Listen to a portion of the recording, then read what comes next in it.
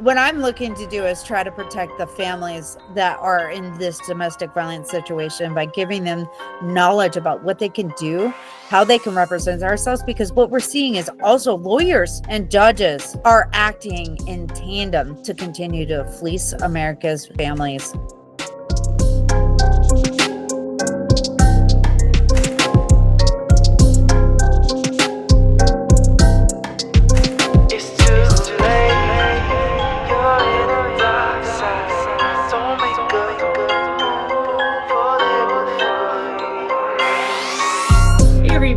I'm back. This is not the way I foresaw opening season 2, but our lovely system had other ideas and other plans. Somebody that I did a podcast with during season 1, if you want to go check it out, I'll link it in the description. I did a podcast with Miss Layla. Her story is absolutely heartbreaking and it just doesn't stop. She has repeatedly been falsely arrested by a court that has no jurisdiction. Mind blown. So I have the lovely Jeanette here with me, and we're going to go over some information with the case and let y'all know exactly what it is that's happening over there in Wisconsin. And it should be eye-opening to a lot of really sad and dangerous things that are happening out there within our family court system. So welcome to the show, Jeanette. I'm so happy you're here to join me. How are you? I'm doing well. Thank you for asking. Good. So we'll just dive right into all this stuff. Jeanette and I are also kind of in a group together. I love this woman's brain. Absolutely love it. With all of us within the group, we all found out that Layla has been arrested again, falsely again. So we're on a mission and we are not going to stop until something is done, and we are not going to stop until we are heard and Emma gets justice and her children are safe. Why don't you just go over some basics with the case and where it stands now and what it is that we've got going on with all of this? So you are absolutely correct. She's been detained again. I am new to her case, and I know that for safety reasons, she changed her name to become safe from her abuser. And this particular time, they have arrested her under the name Mary Langworthy, and it is a custodial issue that they are arresting her for. The Minnesota court is who has jurisdiction over the little boy, who I refer to as OL, to protect his identity as he is a minor. The Wisconsin court continues to dive right into Minnesota court jurisdiction and claim that they are the only jurisdiction that is allowed. Now, when she was arrested last time, she was placed on ankle monitor, was given a felony for having custody of her own son. She's not a first-time mom. This is just a first-time abuse system problem that she's encountered. What we know right now is the father, supposed father of this young little boy, is a predator. And we know that he is a repeat offender of young children of the worst kind. We also know that the young boy has a restraining order against this person to keep him at bay, because this isn't the first accusation. This is the last family, right, that he's encountered. And who's to say who he is also going after in future relationships, which I understand he is in one now. I know that he lives with his parents. He's never lived in Wisconsin. He lives in Minnesota. Wisconsin jurisdiction should never have applied. Emma has continued to go to court in Wisconsin and Minnesota. And Minnesota says, I want to know every foreign order that is involved with this case. Now, with my help, Emma has filed a federal injunction and has asked for federal intervention, but the lack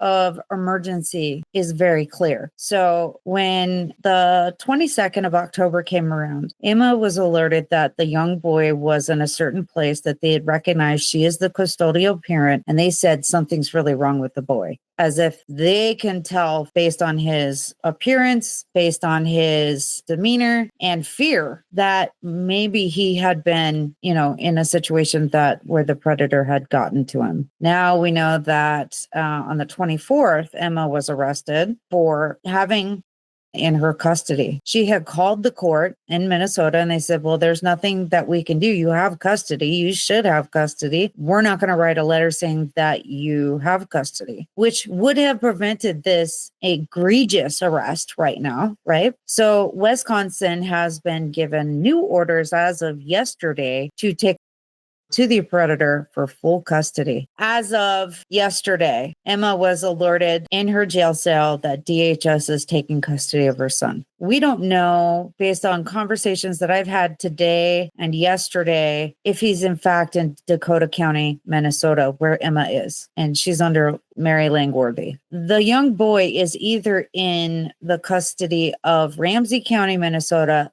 or St. Croix County, Wisconsin, and could be being placed with the person who is the predator. Absolutely. Well, I know that it's been an issue to where, despite the fact that there is a protection order put into place, the child is frequently over there for visits supervised by parental figures, which how much protection is that really? Yeah, based on the last encounter from the school where he was at, he is not going to school regularly. He is not going to doctor's appointments that are rescheduled for him. He is a person that is unable to take just any antibiotic. He is a autistic young boy, so it may be a very serious situation that he cannot communicate how much danger he is in. My understanding that he has some sort of physical disability as well due to the abuse from the perpetrator that is trying to get full custody. Right. So what I've done, reached out and done an emergency request for a hearing at the federal court to intervene between Wisconsin and Minnesota. I have not got an update as to whether or not that is something that they are planning on doing. It is something I'm going to be making phone calls on. I absolutely want to just highlight the fact that domestic violence is severe in this case, and Wisconsin never had any kind of jurisdiction, yet they have prosecuted Emma knowing that she has had sole physical custody of this little boy. And what he is doing, the abuser, is using the system in Wisconsin to cause imminent harm to Emma. Absolutely.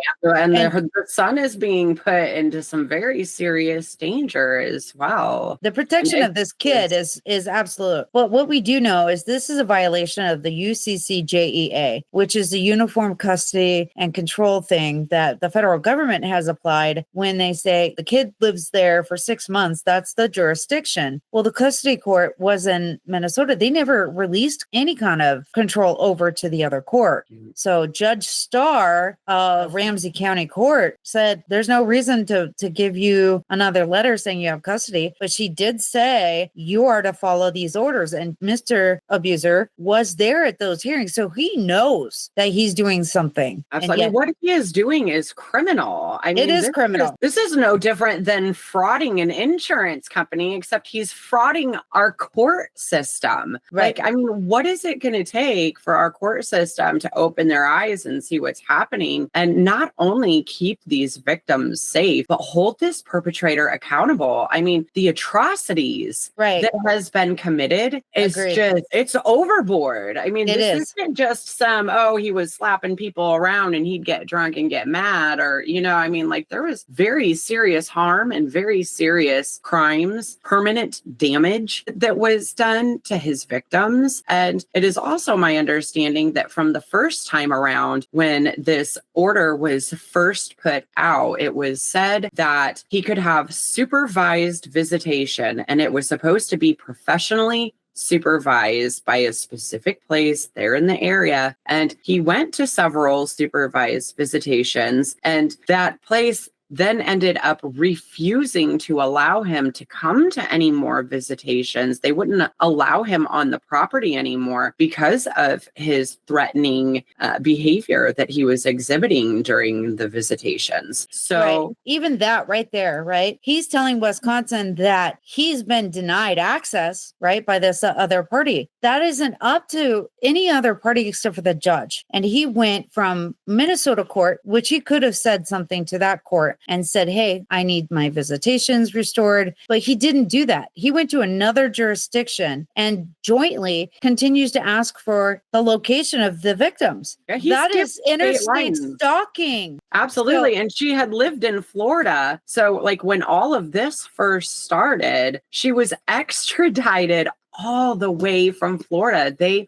uprooted this family's life and put her in jail falsely, transported her across state lines. which is a taxpayer expense. Absolutely. The perpetrator in this case knew full darn well what he was doing. They were moving on with their lives. He wasn't happy, didn't know where they were, and took it upon himself to then use the system to manipulate and lie. And I'm just so worried about them. But then there's this extra part of this where she did show the court, I do have sole custody. I did do these things. I am here. This is where the jurisdiction is. The judge looked at Emma and said, why isn't this working? And the district attorney said, while she's here, we have to charge her with something. They knew at that point that they were violating the law. So there's more than just the actor that is bad from, the abuser's perspective, but then you have the judge's behavior, the district attorney's behavior, and that's very serious charges, and they can be brought up on charges. And what we've done with Emma's case is we've taken it to the federal court. And I say I have helped her to figure out what her rights are. I teach people how to understand their rights so that they can empower themselves in mutual aid and protection. I'm not filing as if I'm an attorney. I'm giving people information to protect themselves. And what is unbelievable to me is that nobody is taking her word for it. Information I have is that she is being denied access and she's going to be prosecuted again for violating what she should not have been charged with in the first place. Right. So now it comes into where we have to file on her behalf. And I say we, like as in her advocates at home, friends and family, right, that know that she's not in the wrong. We have to bring attention to the misconduct of this court system too, because this is not just a Wisconsin and Minnesota thing. This is across the US. And there has got to be some way that we as a community understand what is happening and ask for change. And I know that a lot of parents are going before Congress right now, and a lot of people with DCF or Child Protective Services cases are calling on Congress to do something about these problems. And yet we still are encountering these issues. There has been no mechanism that says, hey, this party has a case active in this other place so that they don't make those mistakes, which can be fatal and career ending. But then for the court to have done all of those actions and having to make a justification for what they've spent is also problematic. The point now with this case where the courts and everybody involved are fully aware. Yes. They are. There's no possible way that they wouldn't be. They don't know what's happening. And we hope that the federal court will interfere here because there is that problem, right? And that they will prosecute the abuser for federal crimes, because this is something that he has not gotten charged with before now, and he should have been. He should have been charged with domestic violence. He should have been charged with child endangerment. He should have been prosecuted for abuses to children under the age of 18 from not just this particular person, but his exes as well. So he's a repeat offender. And the problem that I see is that repeat offenders don't get charged. They get slapped on the hand and they get released back out into the community to commit another crime. But yet we have innocent people like Emma who are being charged, being held, being prosecuted, and unfairly at that. So we, the victims, are being held to a higher standard than the abusers are. Absolutely. It is as if we are getting time out. Don't do that again. But there's not strict oversight on these people either. Even if he was charged, he's not being held accountable in this situation. Right. You can have,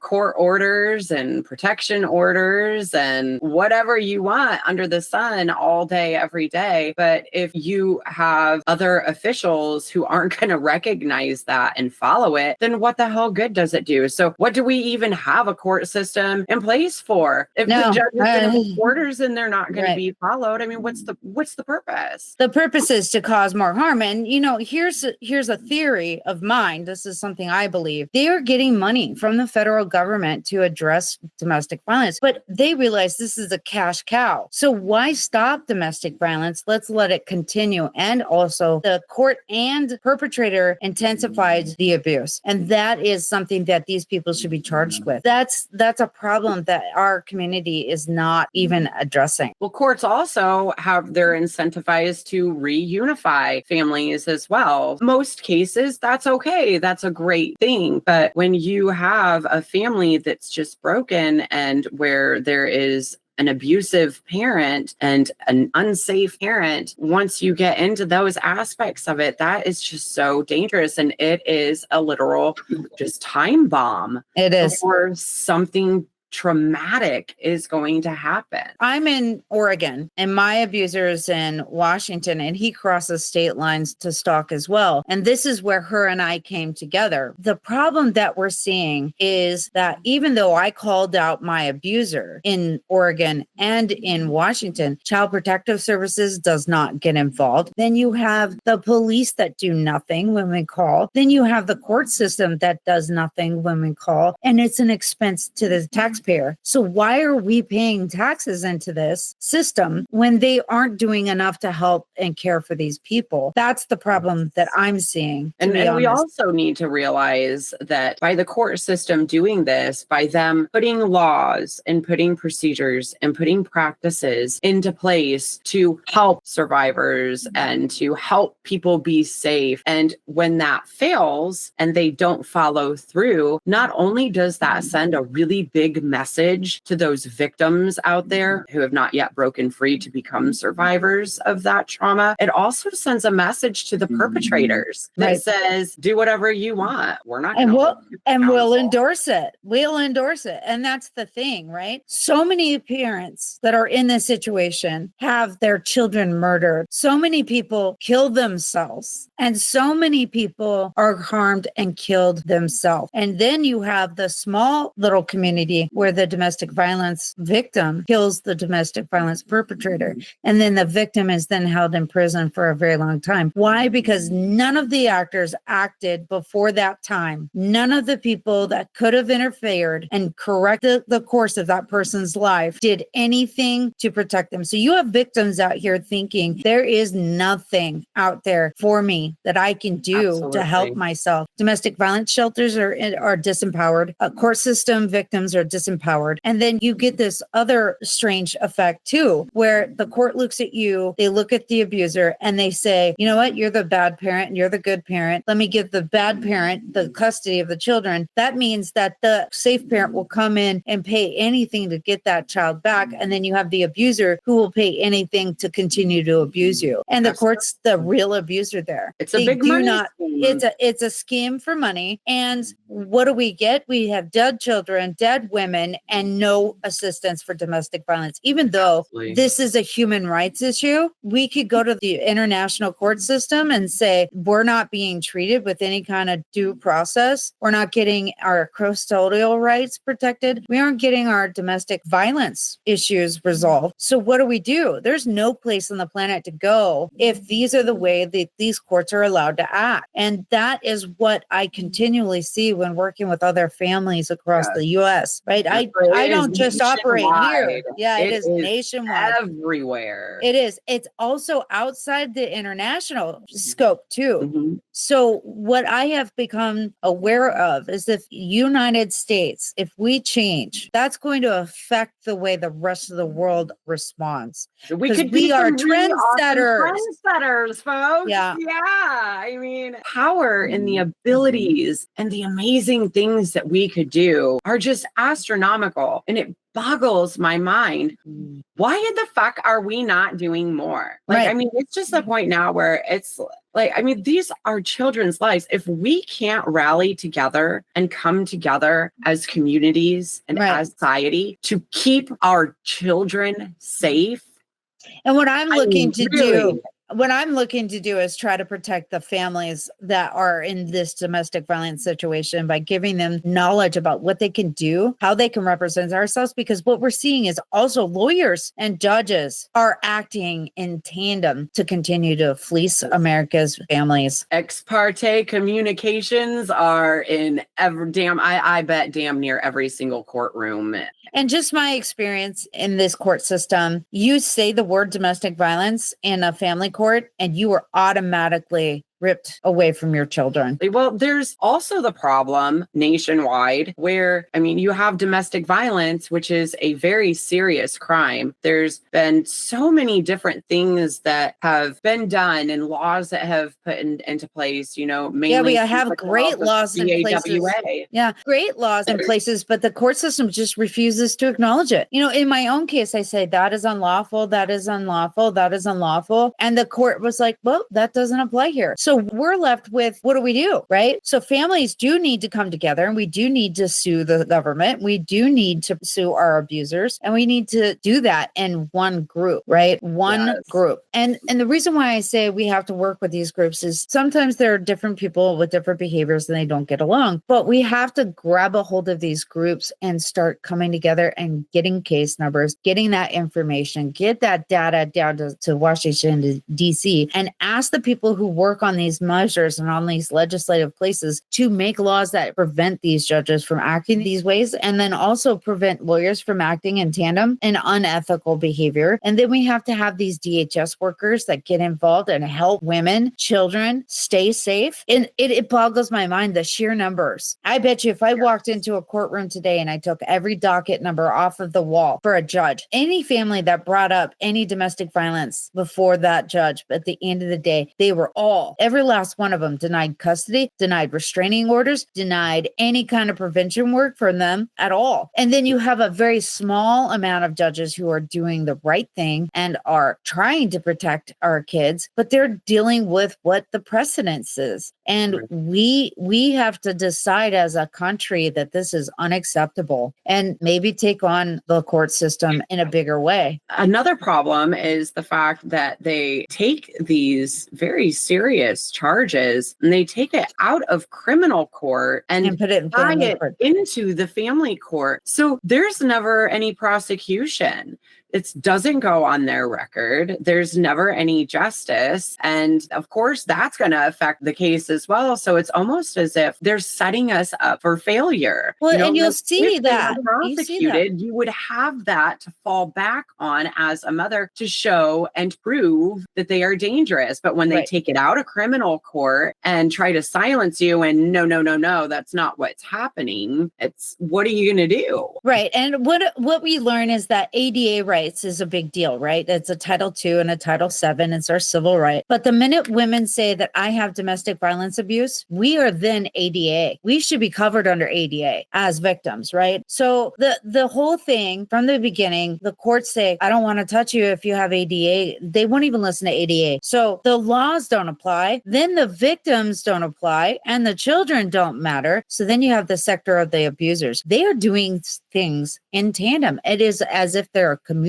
of people coming together and realizing that they can control us. And that power and control is such a big deal. There's a case where a lady that I've talked to recently, she was able to prove that in the court, they were giving the abuser an extreme amount of coercive control over the victim. And the court system was then used to amplify the abuse. And so there was a judge that heard that and said, that's not lawful. And they overturned it, but they didn't overturn the custody. So what ways do we have in order to protect these children from being another generation of susceptible people to fall into the same trap? Absolutely. I mean, all it's doing is continuing the cycle, and we have to stand up and we have to do something about it. I mean, just talking about it isn't going to cut it anymore. I mean, it's just so widespread and it has taken over. And, a lot of people just don't realize that, I mean, it all all plays together and contributes to all of the massive problems, whether it's domestic violence, trafficking, child abuse towards a child, whether it's sexual or physical or whatever the case may be. It all works together. And they don't even get any kind of lengthy kind of prosecution. We have these moms that are in jail for 15, 20 years for having to kill their abuser. And what are we gaining? We're gaining nothing for women. Women are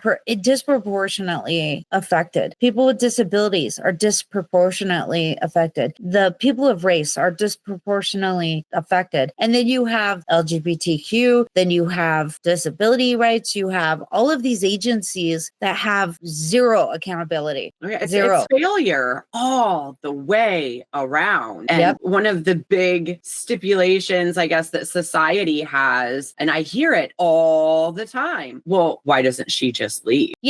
So there's no way to leave. She does that. How in the hell is a woman supposed to leave and supposed to be safe and keep her children safe when every single entity that is set up, that is required to help, is not? It's domestic violence shelters are failures. Guardian ad litems are failures. The core system is a failure. It's nothing but failures from point A to point B. So if you're a victim and you want to get safe, I mean, you're on your own. Good luck. And when you have somebody who is psychotic and stalks you and harasses you and isn't afraid to cause bodily harm to you, will use your children against you, I mean, that's some serious shit, you know? There are a lot of people that go back to their up. abusers because that is the only way to try to protect those kids. And people don't understand the sheer level of abuse. There are so many factors that could have saved some people. And the thing that bothers me the most is that when we say there's domestic violence, they say you don't have any proof. And even when we provide the proof, we're ignored. And so I have stacks of evidence. I have dozens and dozens and dozens of hours of the most horrific abuse you could possibly listen to. Not only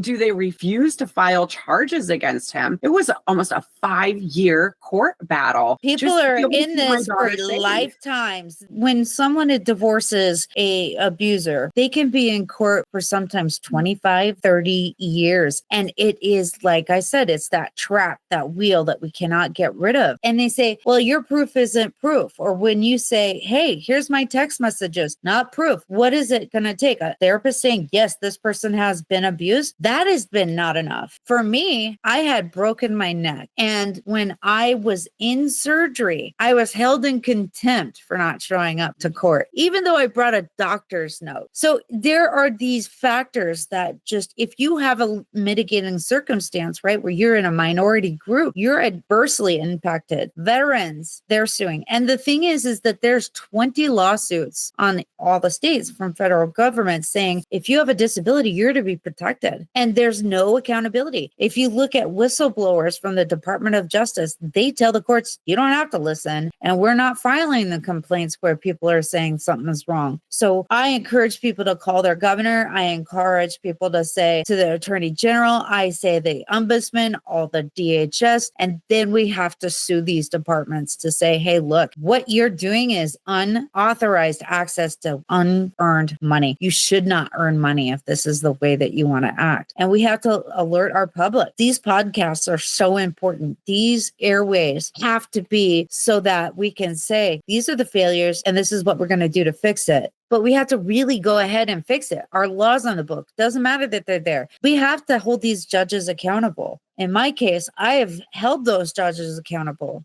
right? I have actually gone through every possible way I can to call these bad actors out. And a lot of my judges, in fact, the majority of the judges that work on my case have been fired. It's because I complain and I continue to complain. We have to file torts. We have to file lawsuits. We have to file judicial immunity is pierced when they do not use the Constitution. We have to pierce their immunity. We have to do suits for 1983s. And we have to do it in a unified group because that is where we get some change. And the thing that sickens me the most is that we have laws. We have good laws on the book, but they have to be used. Absolutely. And there's no accountability all across the board. In the times that Congress does reconvene and these issues do come up, they're appalled. What was it in 1973, I think was the last time, or, a while back when they, held a special council specifically because of, different things with child protective services. And they really made some strict laws. They pulled it together and did a really great job of putting stuff in place. Where's the turning point? What happened that there is no oversight, right? That's the question I have. And we have now legislators that are like, well, we don't need these laws because they work. No, they don't. They don't work.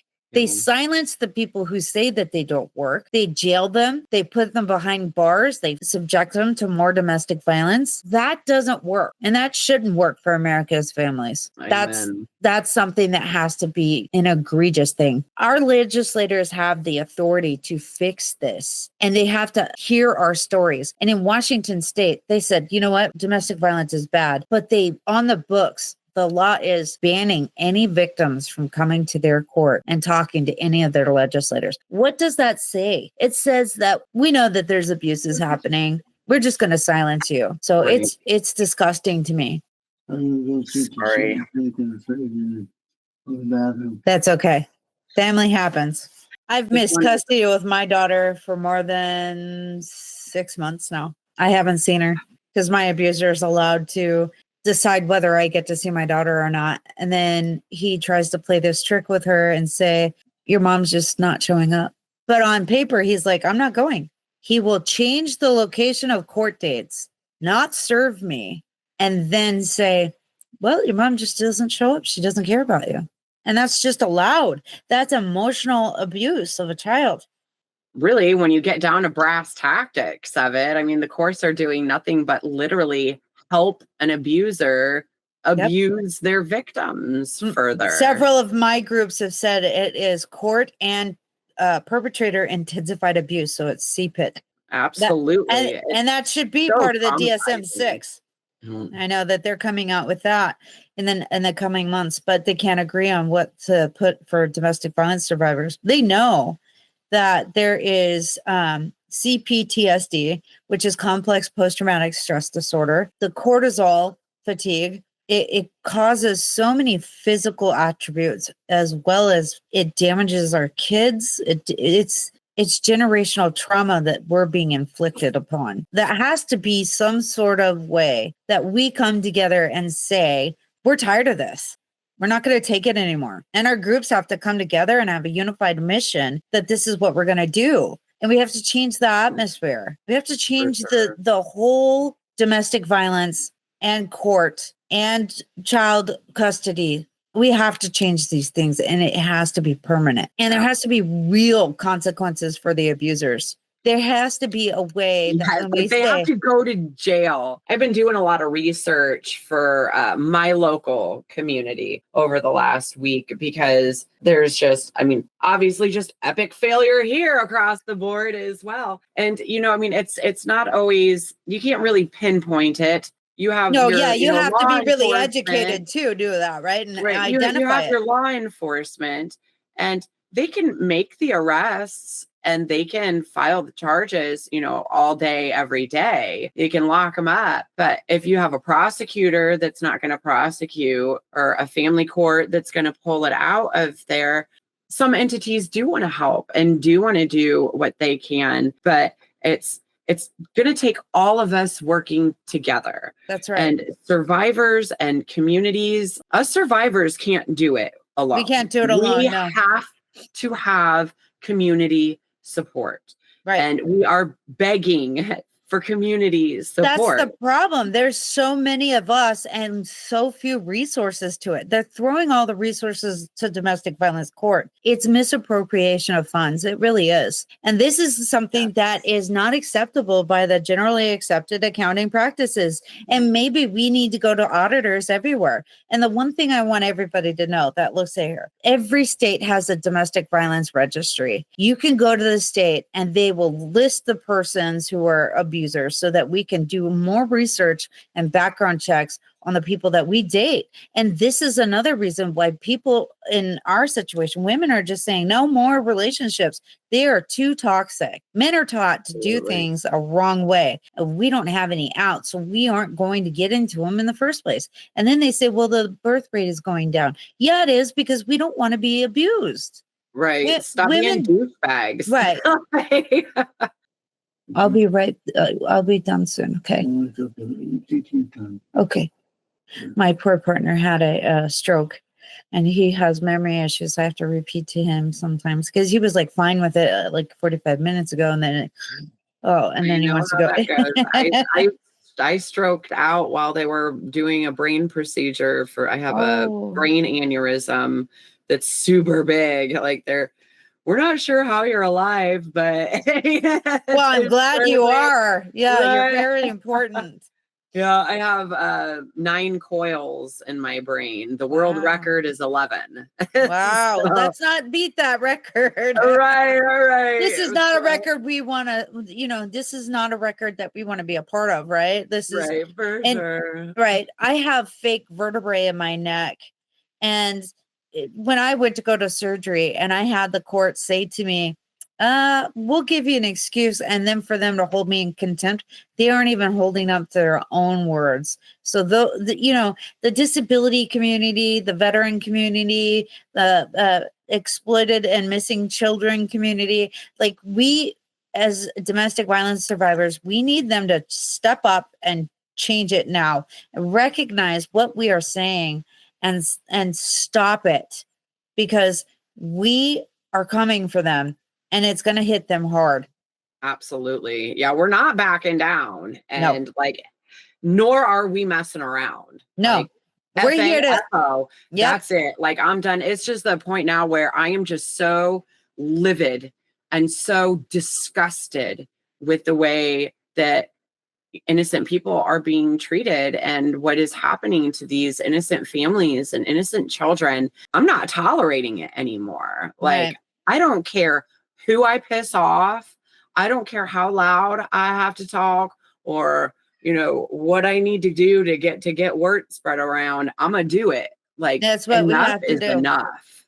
That's why I came on here. This is my second interview about this particular person. And I wanted to make sure that her story gets out there. It's important. Domestic violence survivors don't deserve this. And we need some accountability from the judges, the police, the lawyers, all of them, and get some help. Absolutely. Well, one step at a time. That's what we're here for. And I know you have a lot going on on your end to kick some ass, creating change. And I got families to educate. And absolutely. Every time I come across a group, I'm saying to them, let me show you what I'm doing. I want you to incorporate it, because if we're doing the same thing and we're doing it the same way, maybe they'll know that we're coming for them.